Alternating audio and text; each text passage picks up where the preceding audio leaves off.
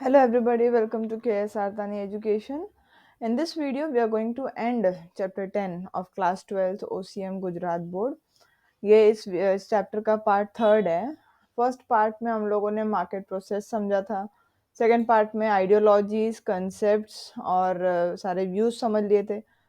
सारे marketing mix के जितने तीन फर्स्ट पीस थे यानी कि प्राइस, प्रोडक्ट और प्लेस, ये तीनों को जान लिया था। प्रमोशन के अंदर भी हम पहुंच गए थे। उसके अंदर आज हमको करना है एडवर्टाइजमेंट का role and functions.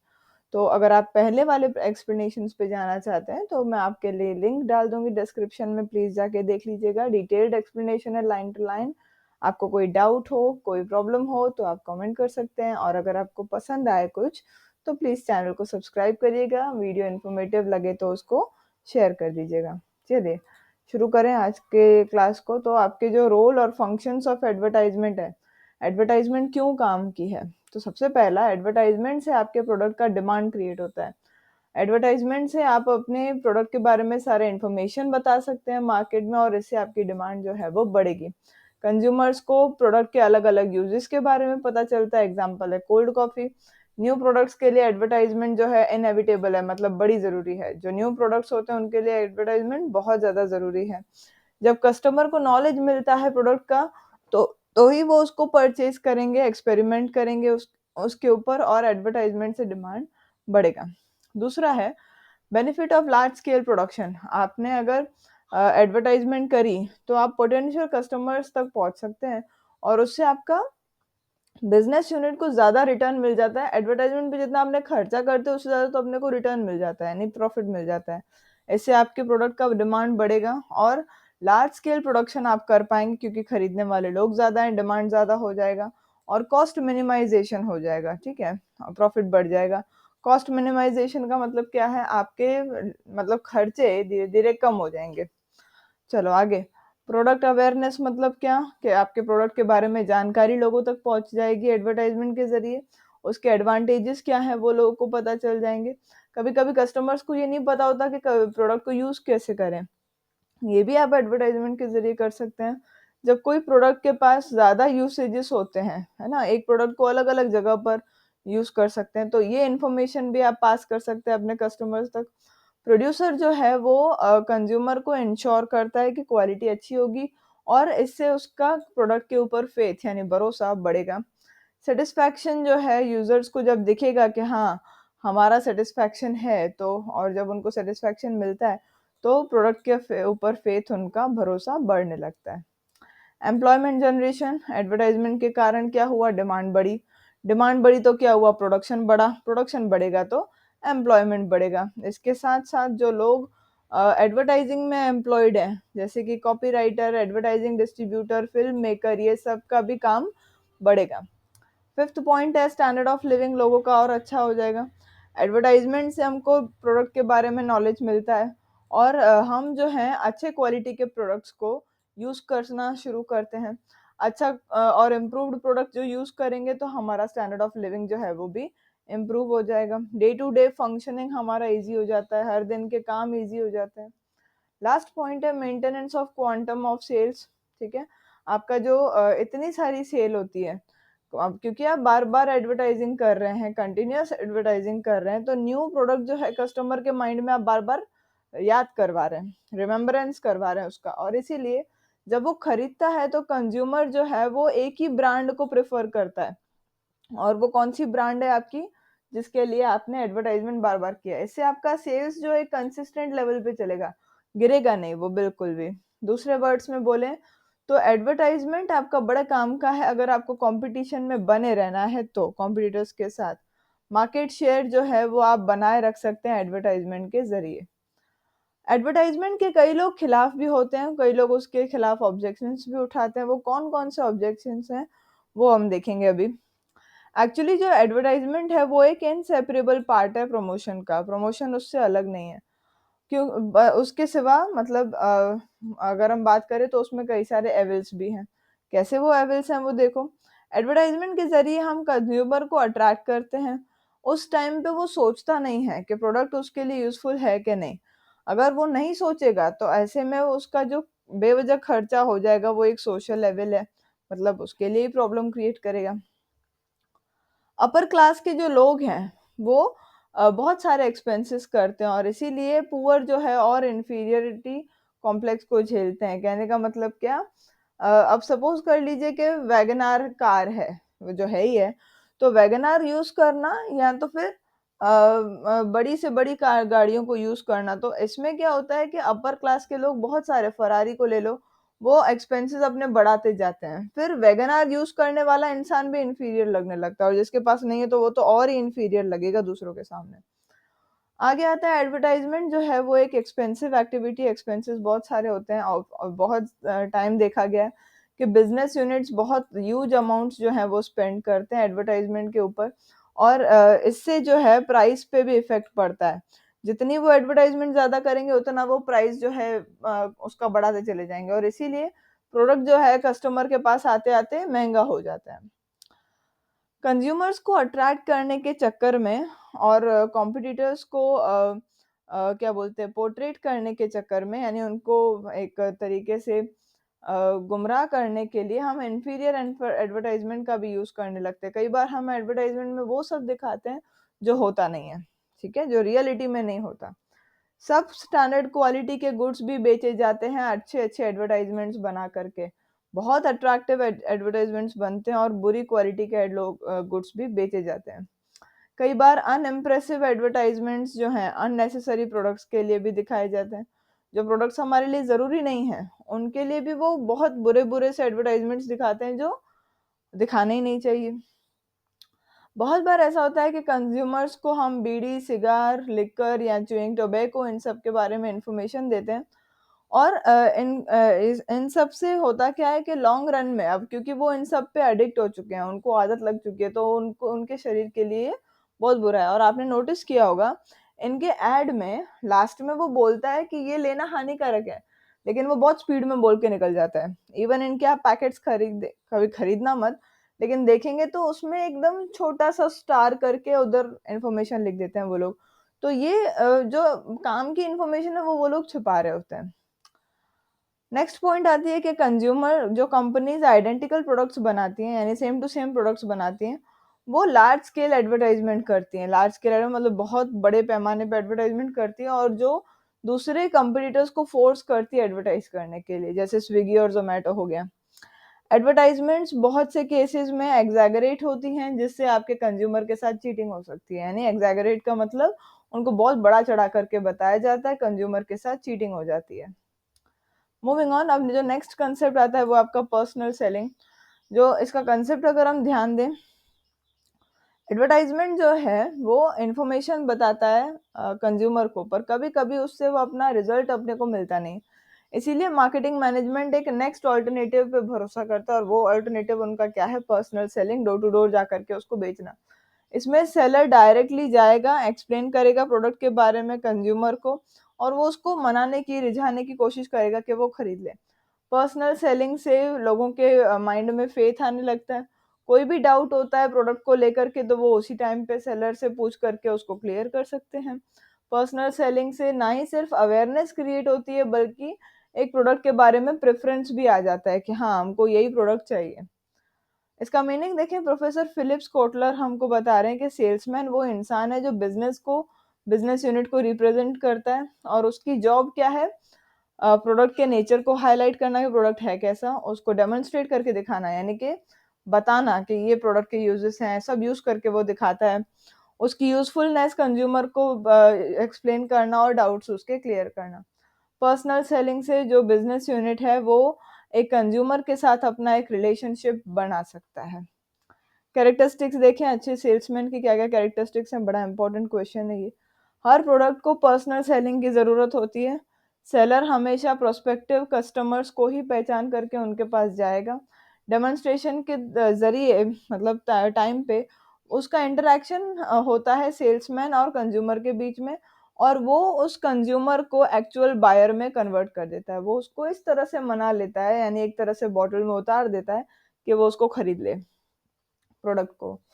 Personal selling के ज़रिए सेल्समैन जो है कंज्यूमर कंज्यूमर के fashion, habit, orientation, liking, preference, यानी उसकी क्या चॉइस है उनके बारे में पता लगा लेता है।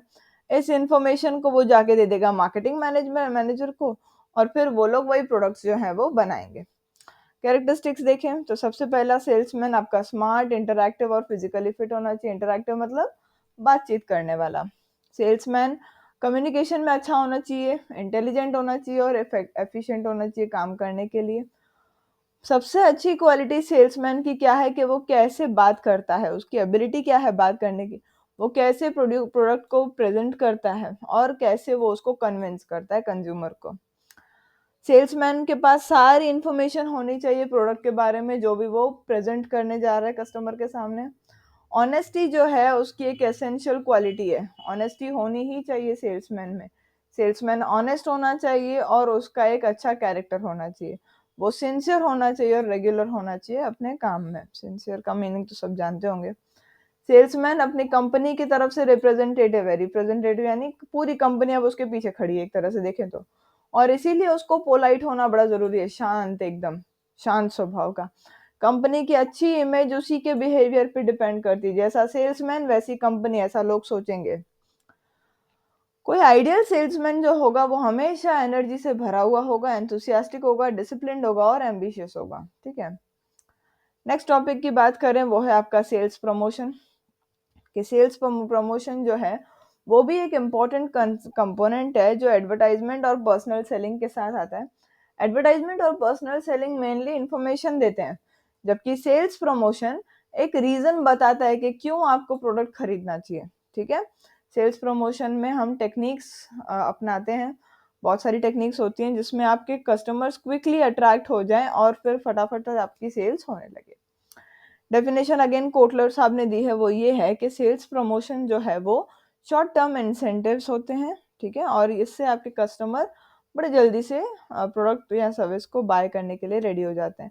सेल्स प्रमोशन के क्विक इफेक्ट्स होते हैं कस्टमर्स के ऊपर, बहुत जल्दी असर कर जाता है। इसकी कुछ टेक्निक्स हैं। सबसे पहली टेक्निक है आपकी सेल। ठीक है,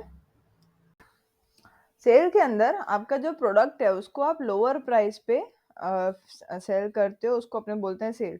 नॉर्मली हमारा जब स्टॉक बहुत ज़्यादा हो जाता है या कोई कंपनी बंद होने वाली होती है, कोई दुकान बंद होने वाली है, तो अपना क्लोजिंग स्टॉक को कम करने के लिए या तो मान लो उनको ऐसे अंदाजा हो जाए कि अभी ये माल खत्म हो, मतलब इसकी डिमांड खत्म होने वाली है, नए प्रकार की कुर्तों की किसी भी चीज़ की डिमांड आएगी, तो वो अपने उस स्टॉक को बहुत फटाफट निकालने लगते हैं। नॉर्मली कपड़ों में ये सेल देखी जाती है।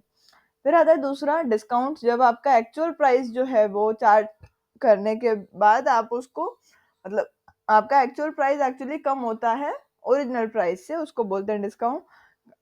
कभी कभी डिफेक्टिव प्रोडक्ट्स को यहाँ पर डिस्काउंट में बेचा जाता है कि मान लो कोई आपने बेड खरीदा, बेड में एक पाया नहीं है, तो उसका पैसा उस हिसाब से कम ले लेगा, कस्टमर इस पे अट्रैक्ट हो जाता है।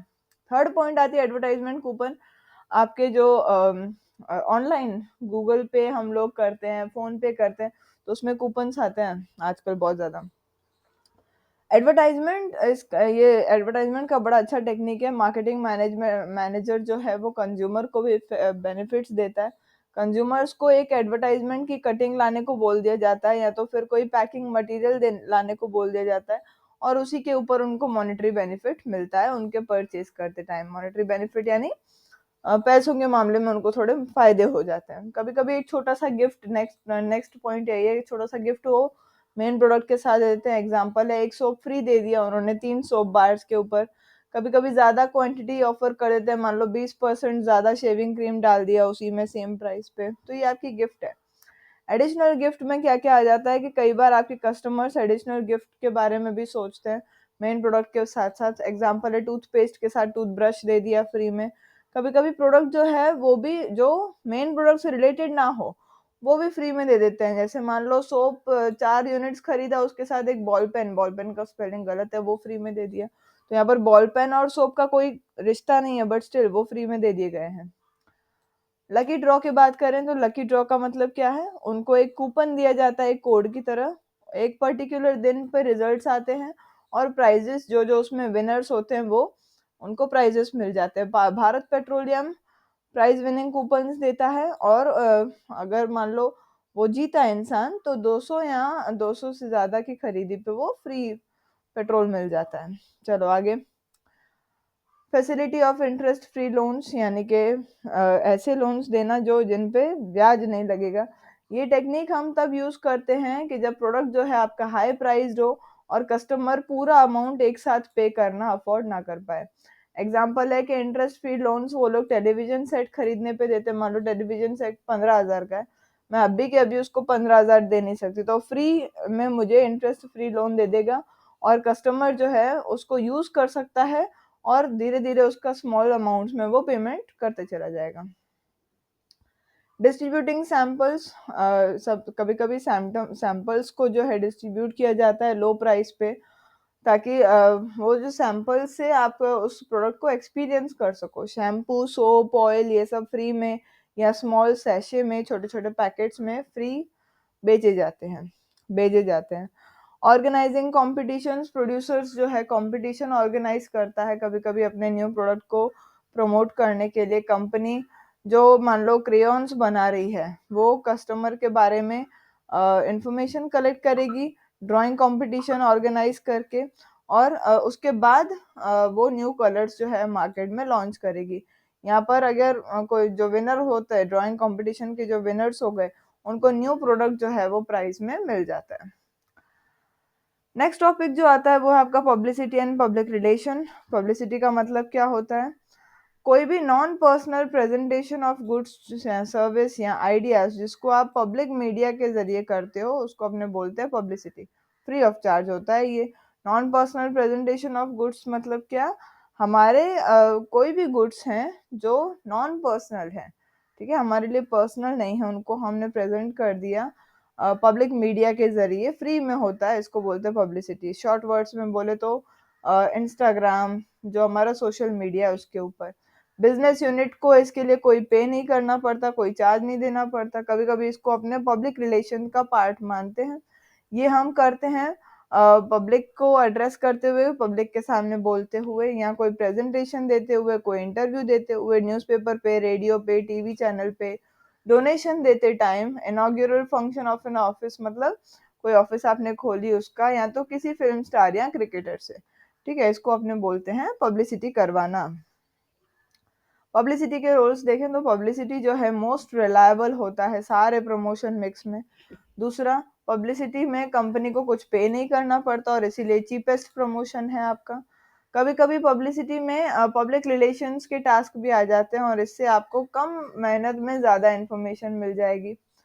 मास कम्युनिकेशन जो है रिलायबिलिटी के साथ पब्लिसिटी को ज़्यादा इफेक्टिव बनाते हैं। मास कम्युनिकेशन मतलब वर्ड ऑफ माउथ, मैंने उसको बताया, उसने अगले वाले को बता दिया, और सबके दिमाग में यही है कि ये इन्फॉर्मेशन रिलायबल है, भरोसेमंद है। पब्लिसिटी से सेलर्स और डिस्ट्रीब्यूटर्स जो हैं और कस्टमर्स जो हैं उनको सारे प्रोडक्ट के बारे में जानकारी मिलती है, और जो आपके सेलर्स और डिस्ट्रीब्यूटर्स के सेलिंग एफर्ट्स हैं वो ज़्यादा करने नहीं पड़ते, सेल्स बढ़ने लगता है। पब्लिक रिलेशन के कंसेप्ट को अगर हम समझें तो कंपनी जो है पब्लिक रिलेशन का इस्तेमाल करती है अपने प्रेस्टीज को मेंटेन करने के लिए। पब्लिक रिलेशन में एक ग्रुप ऑफ एक्टिविटीज होती है जो हम करते हैं ताकि आपका और लोगों के बीच का एक अच्छा रिश्ता बना रहे, आपका उनके ऊपर एक अच्छा इम्प्रेशन बना रहे कंपनी का। पब्लिक रिलेशन में ये सारी एक्टिविटीज आती हैं, 6 एक्टिविटीज दी हुई हैं कि न्यूज़पेपर में कंपनी के बारे में न्यूज़ देना, ठीक है, स्पीच ऑफ डायरेक्टर को जो है पब्लिश करवाना, एक्टिविटीज प्लान करना, एग्जाम्पल है सेमिनार, वर्कशॉप, कंपटीशन या स्पोर्ट्स एक्टिविटीज, न्यूज़ लेटर जो है कंपनी का उसको सर्कुलेट करवाना, सोसाइटी को बताना कि हम कौन कौन सी पब्लिक वेलफेयर एक्टिविटीज करवा रहे हैं, कौन कौन सी ऐसी एक्टिविटीज हैं हमारी जो हम लोगों की भलाई के लिए कर रहे हैं, सोशल और कल्चरल प्रोग्राम्स को प्लान करना, ठीक है। फाइनली लास्ट टॉपिक है इस चैप्टर का, फंक्शन ऑफ पब्लिक रिलेशन क्या होता है, ये पब्लिक रिलेशन क्या क्या काम करता है। सबसे पहला, ये आपके ऑडियो विजुअल मीडिया के जरिए आप अपनी कंपनी की एक अच्छी इमेज बना सकते हैं, अच्छे रिलेशंस बना सकते हैं लोगों के साथ, उनके साथ आप कम्युनिकेट कर सकते हैं प्रोडक्ट के बारे में या कंपनी के बारे में, दोनों के बारे में। कंपनी जब कोई न्यू प्रोडक्ट बनाती है और उसको मार्केट में इंट्रोड्यूस करती है तो कंज्यूमर अवेयरनेस प्रोग्राम के ज़रिए या किसी भी पार्ट के ज़रिए आप इन्फॉर्मेशन को बड़े ऑफिशियली बता सकते हैं पूरे कस्टमर्स को। कुछ ऐसे मैटर्स हैं जैसे कि कंपनी के न्यूज़, एम्प्लॉय के कोई अचीवमेंट, किसी एम्प्लॉय ने क्या अचीव किया, कंपनी ने क्या अचीव किया, अवार्ड्स और प्राइजेस जो कंपनी को मिले, ये सब आप कंपनी के न्यूज़पेपर में या मैगजीन में छपवा सकते हैं। इससे आपकी कंपनी की एक अच्छी इमेज बन जाएगी। अलग-अलग जो पार्टीज़ हैं, कंपनी में जो इन्वॉल्व्ड हैं, उनको कंपनी के फ्यूचरिस्टिक पॉलिसीज़ के बारे में पता चलता है और वो कैसे पता चलता है? डायरेक्टर की स्पीच हम अलग-अलग मीडिया के प्लेटफ़ॉर्म पे डाल देते हैं। फिफ्थ पॉइंट बता रही है कि सोशल एक्टिविटीज़ को ऑर्गेनाइज़ करने से, कल्चरल प्रोग्राम्स को ऑर्गेनाइज़ करने से सोसाइटी को पता चलेगा कि कंपनी भी सोशल रिस्पॉन्सिबिलिटी को निभा रही है अपनी, और इससे आपका इंस्टेंटली एक अच्छा इंप्रेशन बन जाएगा लोगों के ऊपर। लास्ट पॉइंट है कि पब्लिक इंटरेस्ट एक्टिविटीज़ जो हैं, जैसे कि गार्डन मेंटेन करना, रोड रिपेयर करना, हेल्थ चेकअप फ्री में करवाना, फिर ट्री प्लांटेशन करना, ये सब अच्छी एक्टिविटीज़ हैं। ये सब जब आप करते हैं तो सोसाइटी की जो थोड़ी बहुत प्रॉब्लम्स हैं वो सॉल्व हो जाएँगी और आपकी कंपनी की एक अच्छी सोशल इमेज बन पाएगी।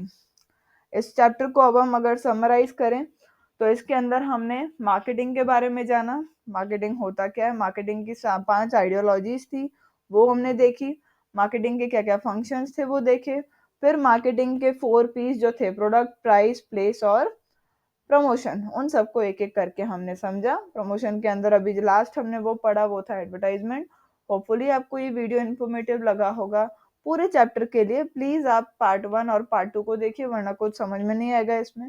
And thank you so much for patient hearing. Channel को सब्सक्राइब नहीं किया हो तो प्लीज़ कर दीजिएगा। Thank you.